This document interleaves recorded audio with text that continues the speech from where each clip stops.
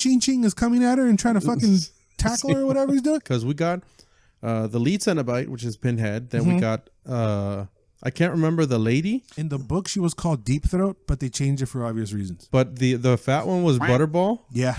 We'll tear your soul apart.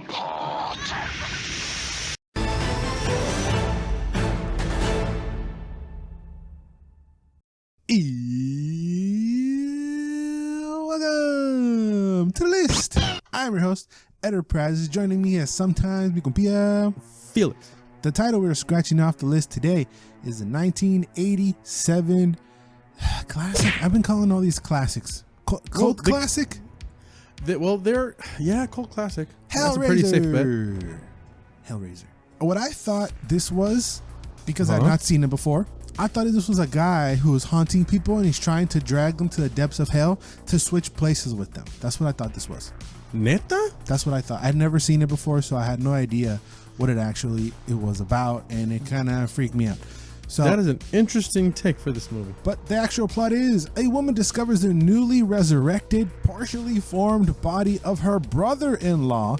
She starts killing for him to revitalize his body so he can escape the demonic beings that are pursuing him after he escaped their sadistic underworld.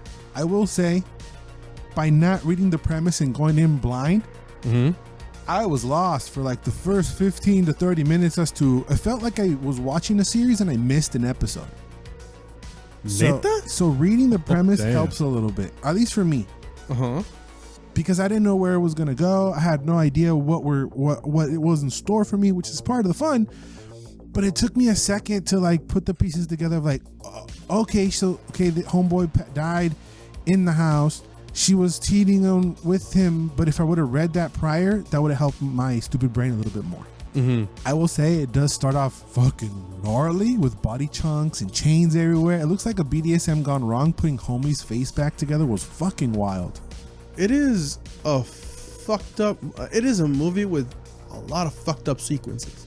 Yeah, the imagery is hardcore. Damn, yeah. And actually, the first cut of the movie was rated X. So the writer and director Clive Barker had to cut out a lot of scenes. So the sex scene was even more raunchier. There was a scene that was cut out where someone's brain pops out. One of the guys that she kills was supposed to be butt-ass naked. Awesome. So all that nudity and explicit nudity merited a X rating. So he had to cut some of those things out to lower it to R. Well, from what I've read on the internet, the book this movie is based on is even more fucked up than whatever the hell that cut would have been. I will say that the franchise is very iconic, though. It is, but I think after the second one, it just tanked. Because there's like 9 of them, right? Yeah. And I think there's one coming next year, right? Simon. The one that came out in like 2018, I think? Yeah. Was... shit, it was terrible. Well, that was half an hour and I said no. Well, that was the Fantastic Four of the franchise. They just made that so that they can literally keep the rights. Yeah, and it was horrible. But as far as like horror, I always struggle with that word. As far as like horror franchises, I do believe it's mid-tier. Yes, it is safe to say it's mid-tier. I would think that the most iconic thing of the movie is like the main quote unquote baddies. They're not even baddies. No, that's why I'm saying quote unquote, because they're antagonists. Because there's the quote, this quote stuck with me. It was angels to some, demons to others. We're explorers in the far reaches of experience. Who are you? Explorers in the further regions of experience, demons to some, angels to others. That stuck in my head, and that made me change my views in a lot of ways. Like they're the good guys. To some people, they're the good guys. To they're this anti-heroes, they're impartial. Yeah, to the fucked up uncle, they're the good guys. Yeah. But there was actually plans for like a giant movie, including Freddy, Jason, Michael Myers, and Pinhead. but they lost the rights to Pinhead, so that giant Smash Brothers of horror characters wasn't able to be a thing. Oh my God, I did not know this, but it would have. After watching Freddy versus Jason, that was a shit show. But if you've never seen Hellraiser before and you're asking yourself, is it scary? I'm gonna give it a hard no. No, it gets the sense that it's gonna be creepier than scary, and it's way more sexual than I expected it to be. Well, this is supposed to reflect the Clive's sexuality. Oh, is it? Yeah, 'cause I think correct me if I'm wrong, but I do remember hearing and reading that Clive Barker is gay. So he kind of tried to explore a type of sexuality with his story. That's why the character's all fucked up. I can't confirm nor deny that. All I know is that he went to like Amsterdam and parts of New York to where he got inspiration for the whole BDSM thing. He visited a few BDSM rooms, whatever you want to call that. But how he was forming was probably really fucking sick. Yeah, it was dope as fuck. Because when did you say this was 87? 87. The effects are for like a B-type movie are pretty dope. I mean, the visual effects are ass. The practical effects are okay. The practical. I'm just talking about the practical. Even in the practical effects, you see a couple of errors, but like blatant errors, but you're like, eh. But even when he's forming, you can tell they probably put that thing on there and melted it and then just shot it and then played backwards. That's how I think it is. That's how it feels like it is. But the effect still plays and it feels legit in a way. And it's just goopy and gross. And even when Uncle had like his fucking Robbie Williams cosplay going on, it was still a little funky, but it's goofy. It's goopy and vile enough that I bought it. How nasty is that? This crazy bitch is snogging and fucking the skinless dude. I think that's like the impactful thing in there. In the beginning, what made me laugh was him going, "Don't look at me." he's on the floor and he's all like dragging his legs real weird.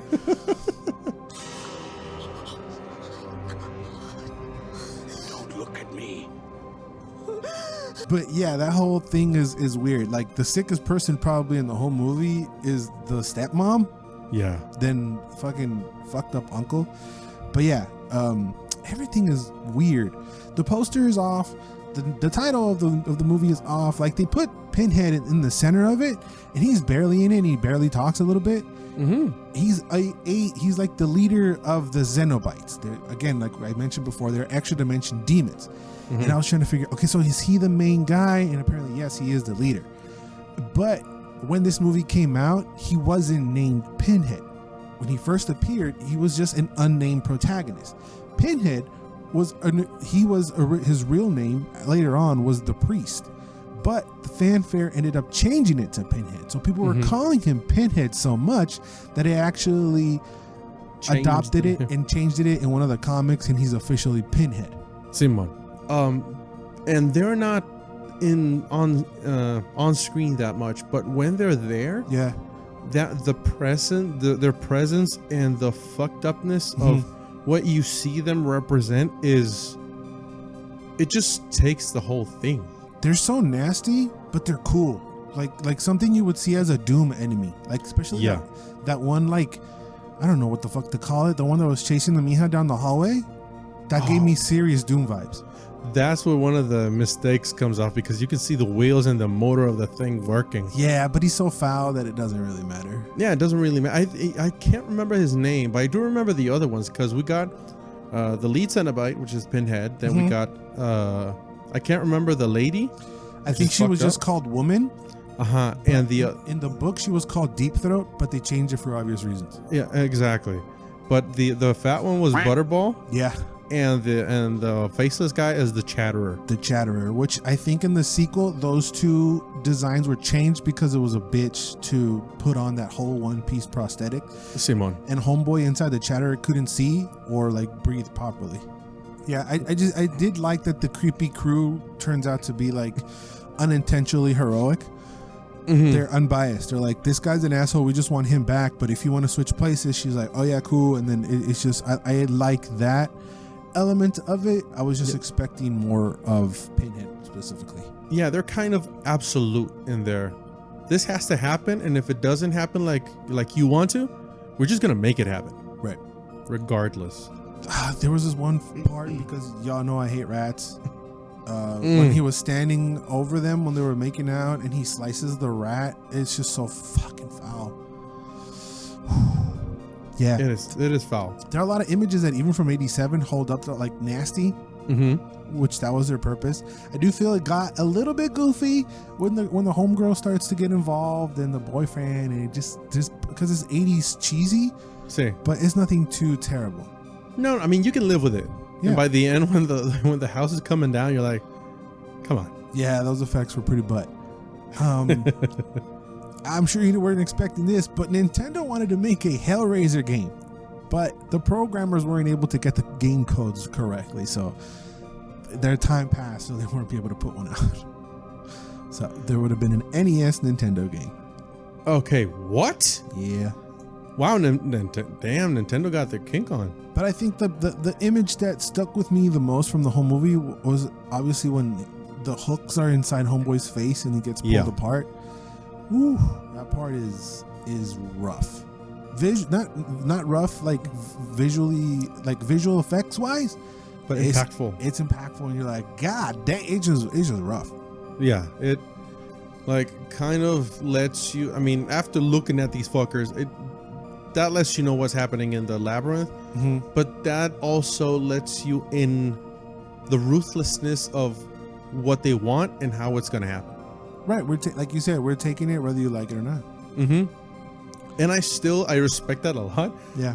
I think that was the only time that I kind of got fearful. Like, imagine somebody like that in real life, like not like as a person, but the Cenobites happening and quote unquote invading our world. Imagine that. That would be fucked up. But they only did it to people who deserved it. Or open the box.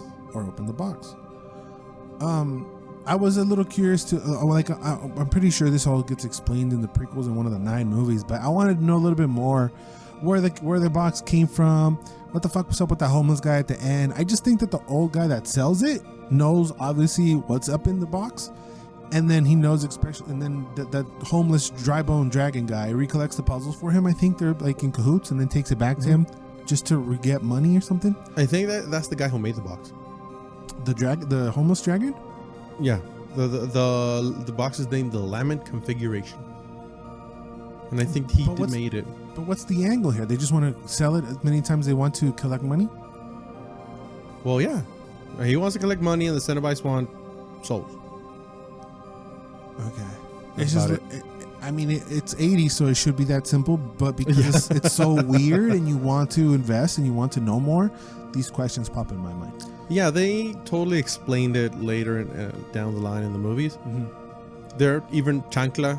I mean, the longer we go down the road, the more chancla it gets. Yeah, but it does open the book a little bit more in the story behind whatever happens with these people. But it's not worth it. Just read it on Wikipedia or buy the books and the graphic novels. Even in the graphic novels, Jack the Ripper becomes a Cenobite. There's a comic where there's a battle between Hellraiser or the Pinhead and Sherlock Holmes, too. So, that's Mamonita? Yeah, this whole franchise can get a little weird, but because it's so cool in the the ideas are cool and designs in there are cool. I just wish there was a bit more explained and maybe given meaning or purpose, like kind of like where they came from and why they're doing all this crazy shit. Nothing crazy, just a little hint. Maybe the old guy from the beginning explaining in a 2-second thing what the box is. Instead, you got them messing with the box as if it was a Rubik's Cube, and then shit just starts to happen. And then she's like, give me it. You don't know how to mess with it. I was like, to her boyfriend, I was like, bitch, you don't know how to mess with it. What the fuck are you talking about? You know, when the Doom Ching Ching is coming at her and trying to fucking tackle her or whatever he's doing, she's messing with it too. It was like, you don't know what the fuck you're doing. You're just twisting it until something happens. And she twisted enough times until something happened, and then just that part, I was like, But Okay. it is interesting to get a movie like this that they explain nothing. Right. It just happens, and she's stuck in the middle of it. Yeah, Which and you're I supposed think- to just accept facts for what it is. Which is Exactly. kinda I like that. I really like that because I mean the movies today, no te pases de verga. cool. Yeah. But it's cool. I think that's cool. That's one of the good parts of the movie. Which is not a bad movie, by the way. It's not bad. I understand the fandom for it because the characters and the world is kind of cool. The idea is really cool. The designs are really cool. The execution or whatever, and it sounds like they never nailed it properly in Nailed movie it. form, right? I didn't mean to do that, but that was brilliant on my part. I didn't. I don't think they nailed it properly in movie form. They might have done it brilliantly or better in the comics or maybe in the book, but it's still a B tier franchise that at the end of the day slips into horror Hall of Fame. Exactly. The creatures are cool enough. They check all the boxes, and guess what? You're in the Hall of Fame. Simon. Those are our thoughts on Hellraiser. But if you'd like to see our thoughts on more spooky stuff, we got more stuff coming.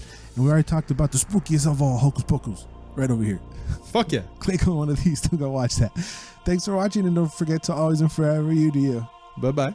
Peace.